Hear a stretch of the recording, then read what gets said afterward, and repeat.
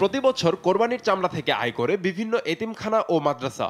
সিলেটে কোরবানির চামড়া সংরক্ষণের জন্য সরকারি উদ্যোগে ১৫১টি মাদ্রাসা ও এতিমখানাকে দেয়া হয় ১২০ টন লবণ। বরাদ্দের তালিকায় প্রতিষ্ঠানের নাম থাকলেও লবণ পাননি অনেক প্রতিষ্ঠান। আর যেসব প্রতিষ্ঠান লবণ পেয়েছেন তারা চামড়ায় লবণজাতকরণের প্রশিক্ষণ না থাকায় কাঁচা চামড়া বিক্রি করেছেন কম দামে।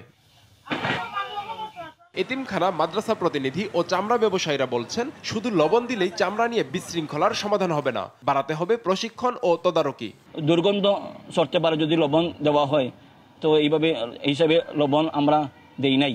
লবণ পাইলেও তো আমরা কোনো লাভ নেই, কারণ আমরা তো লবণ দিতে পারতাম না, ছাত্র প্রশিক্ষণ প্রাপ্ত নয়। মাদ্রাসাগুলার যে এই লবণ টবণ দেওয়া হয়েছে কেউ বানাইতেও পারেও না, এটা তো সব তারা বেচছে।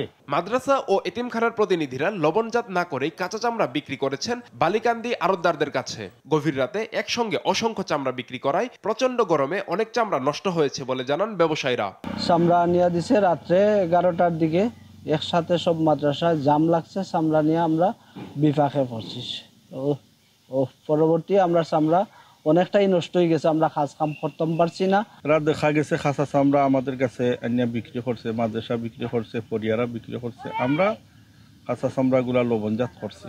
জেলা প্রশাসন সূত্রে লবণ বিতরণের হিসেব পাওয়া গেলেও চামড়া নিয়ে বিশৃঙ্খলার বিষয়ে ক্যামেরার সামনে কথা বলতে রাজি হননি জেলা প্রশাসনের কোনো কর্মকর্তা।